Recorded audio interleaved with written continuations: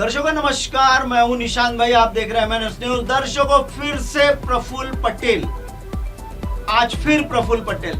आप लोग सोच रहे होंगे कि मैं हाथ धो के प्रफुल्ल पटेल के पीछे भिड़ चुका हूं, लेकिन दर्शकों आपको बता दूं कि गोंदिया भंडारा लोकसभा का और यहाँ की जो जनता है, किसान है और जो युवा वर्ग का बेरोजगार है, वो बेरोजगारी की मार झेलने के लिए तैयार इसलिए है क्योंकि उनका नेता प्रफुल्ल भाई पटेल है।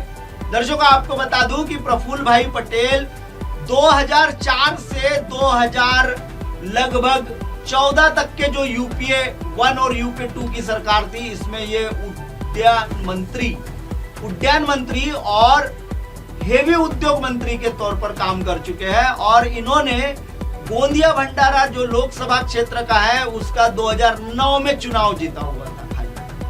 एक दफा चुनाव जीता हुआ था, उसके पहले वो राज्यसभा से मंत्री बने हुए थे। दर्शकों, गोंदिया भंडारा की बेरोजगारी इस हालत पर है, इस आलम पर है, जितने भी तमाम, ये तो अभी टीवी पर जो चल रहा है, हमारा जो प्रोग्राम चल रहा है, इसका सोशल मीडिया पर जो रहता है, जैसा कि यूट्यूब हो गया या फेसबुक हो गया या बाकी अन्य हमारे जितने भी अकाउंट्स है, उसमें अगर आप देख रहे होंगे तो बेरोजगारों ने, जो युवा वर्ग बेरोजगार है, वो जरूर कमेंट करिएगा मुझे, क्योंकि मैं बताना चाहता हूं कि जो आंकड़े मेरे पास आए हैं, जांच एजेंसियों के माध्यम से जो आंकड़े आते हैं हमारे पास, वो आंकड़े वास्तविकता में कहीं और बढ़कर है।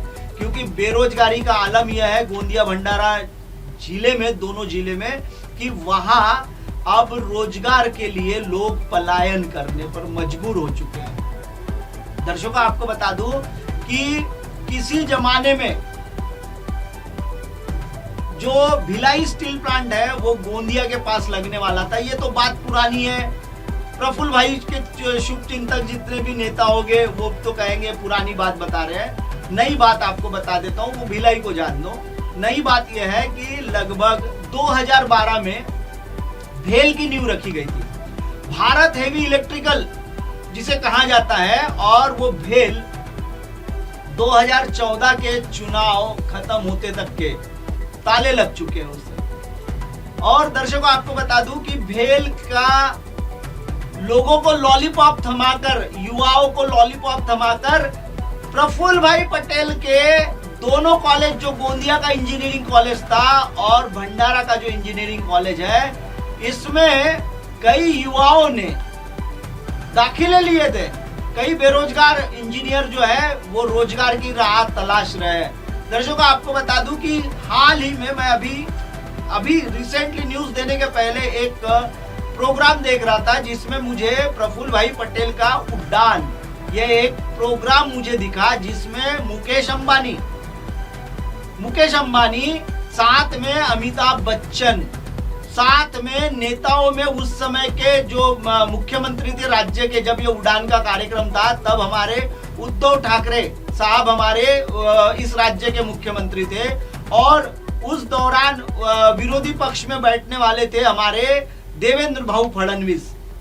अब ये उस समय वो जो प्रोग्राम हुआ उसकी एक झलकियां मैं आपको दिखा देता हूं। और इसको होस्ट कर रहे थे करण जौहर ने बहुत कुछ बताया था उड़ान पर, और प्रफुल्ल भाई पटेल ने भी बहुत कुछ बताया था।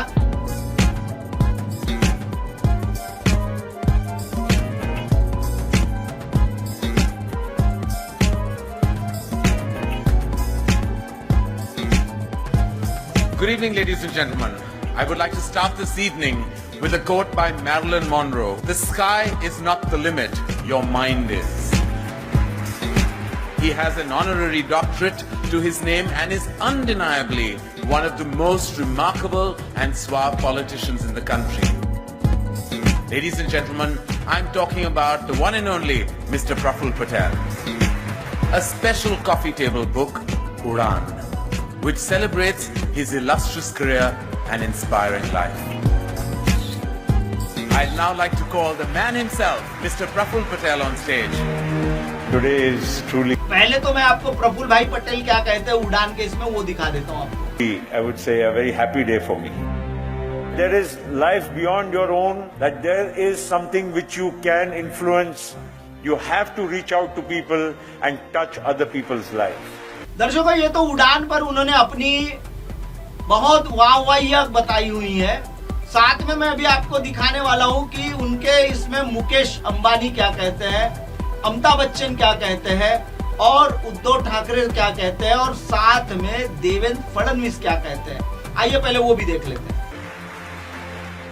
I definitely feel, Praful Bhai, that you have not only honored the legacy that your dear father has left behind, but added with great effort and very large measures the inheritance that he has left for you. And without a doubt, Praful Bhai, today your revered father, Manohar Bhai Patel, must be smiling with great pride from the heavens above to confirm that you have been the true inheritor of his legacy and a true son. He is always there. When you need him, you make a phone call, and it doesn't matter, right, whether he was an ordinary MP or he was a minister or now he is with all his achievements. Prafullbhai वेगवेगळ्या राजकीय नेत्यांबरोबर सहजतेने वावरतात, विविध राष्ट्राध्यक्षांबरोबर सहजतेने वावरतात आणि तेवढ्याच सहजतेने शेतकऱ्यांमध्ये सुद्धा रमतात। मैं तो आपके लिए इतना ही कहना चाहूंगा कि बास की असली उड़ान अभी बाकी है, आपके इरादों का इम्तिहान अभी बाकी है। अभी तो नापी है मुट्ठी भर जमीन आपने, अभी पूरा आसमान बाकी है। उस आसमान को नापने के लिए आपको बहुत बहुत शुभकामनाएं। धन्यवाद। जय हिंद, जय महाराष्ट्र। जैसा दर्शकों अभी आपने ये जो देखा, इससे क्या लगता है आपको कि प्रफुल्ल भाई पटेल का कद काफी ऊंचा है और अभी प्रफुल्ल भाई पटेल का अर्श से फर्श का सामना हो रहा है, क्योंकि राष्ट्रीय जो राष्ट्रीय नेता थे अजीत दादा पवार, उनकी विमान हादसा होता है, हत्या होती है या हादसा होता है, ये तो आज तक के खुलासा नहीं हुआ है।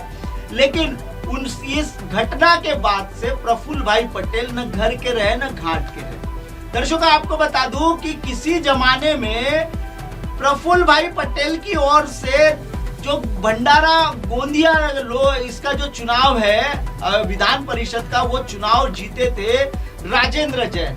उसके बाद वह सीट पर भारतीय जनता पार्टी के पास बहुत बड़ा कोई ये नहीं था, यानी मतदान नहीं थे, तो भी भारतीय जनता पार्टी 10-10 लाख रुपए के बेस पर जीती थी और परिणय फूके जीते थे। दर्शकों, अभी बता देता हूँ आपको कि ये जो चुनाव हो रहा है, इस चुनाव में परिणय फूके ने क्या कहा है, वो पहले आप देख लीजिए। भारतीय जनता पार्टीच लढणार आणि आमचा सगळ्यांचा आग्रह आहे की भारतीय जनता पार्टीच्या एखाद्या सामान्य कार्यकर्त्यालाच या सीटमधनं लढवलं पाहिजे, ज्यांनी संघटनेत काम केलं आहे, ज्यांनी भारतीय जनता पार्टीसाठी दिवस रात्र काम केलं, अशाच कार्यकर्त्याला या माध्यमातून, या निवडणुकीच्या माध्यमातून विधान परिषदेवर पाठवण्याचं काम पक्षाने करावं, ही आमची विनंती है। अब परिणय फूके का कहना है कि ये चुनाव जो है हम भारतीय जनता पार्टी जीतेंगी, भारतीय जनता पार्टी चुनाव लड़ेगी। दूसरी तरफ नाना पटोले क्या कहते हैं इस मामले पे, वो भी मैं आपको दिखा देता हूं। मला अजून काही चर्चा झाली नाही, पण भंडारा गोंदियामध्ये आम्ही या ठिकाणी लढू आणि त्या पद्धतीचं एक वातावरण आम्ही निर्माण केलेलं आहे आणि याच्यामध्ये आमचा कैंडिडेट। अब नाना पटोले का कहना है कि हमारे पास मतदाता हो या न हो, हम चुनाव जरूर लड़ेंगे, हम बिन विरोध चुनाव होने नहीं देंगे। अब ये बिन विरोध क्यों चुनाव नहीं होने देना चाहते हैं दर्शकों, उसके पीछे की रीजन जो है वो आप सब जन जानते हैं, उनको मैं आपको बताने की आवश्यकता नहीं है। अब दर्शकों, बात यहाँ आकर खड़ी हो गई है कि अब जो चुनाव है, इस चुनाव में प्रफुल्ल भाई पटेल कहीं नहीं है, क्योंकि प्रफुल्ल भाई पटेल अब ना ही शरद चंद्र पवार साहब की राष्ट्रवादी कांग्रेस में है और ना ही अजीत दादा पवार की राष्ट्रवादी कांग्रेस में है। तो अब भाई सीधा सा सवाल है कि प्रफुल्ल भाई पटेल भाजपा से चुनाव लड़ सकते नहीं है और कांग्रेस में जा नहीं सकते हैं, क्योंकि इन्हें अपने आप को राष्ट्रीय स्तर पर पूरे देश में और दुनिया में अपने को यह राष्ट्रवादी कांग्रेस पार्टी के सर्वे सर्वा बताते थे और वो कार्य समिति अध्यक्ष का अपना गुमान करते थे। लेकिन जब से अजीत दादा पवार साहब का विमान हादसा हुआ है या हत्या हुई है, उसकी गुत्थी नहीं सुलझी है और उसी के चलते आज प्रफुल्ल भाई पटेल अर्श से तो फर्श पर आ चुके हैं।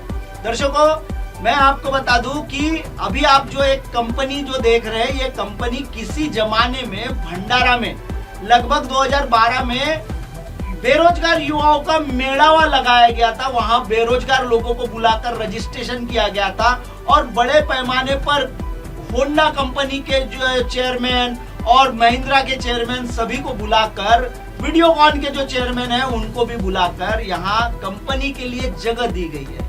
ये जो जगह देख रहे हैं, ये वीडियोकॉन का प्रोजेक्ट लगने वाला था और गोंदिया भंडारा के उस समय के जो युवा है, जो 2014 में 2009 में युवा वर्ग में आते थे, वे आज प्रोडो में आने लग गए हैं, क्योंकि बेरोजगारी ने उनका शरीर भी अब कहीं ना कहीं उनके शरीर को भी खोखला कर दिया है, क्योंकि अब वो युवा वर्ग में नहीं आते। लेकिन दर्शकों, आखिर बेरोजगारी की मार ये राजनेता क्या जाने, क्योंकि जिसके पास रोजगार नहीं होता उसकी क्या स्थिति होती है, ये तो हमारे युवा वर्ग, उस समय का जो युवा वर्ग था जो बेरोजगारी की आज मार झेल रहा है, वो जानते हैं। दर्शकों, फिलहाल वक्त हो चला है ब्रेक का। ब्रेक से लौटने के बाद देखिएगा देश और दुनिया की तमाम बड़ी खबरें। बने रहिए MNS न्यूज पर।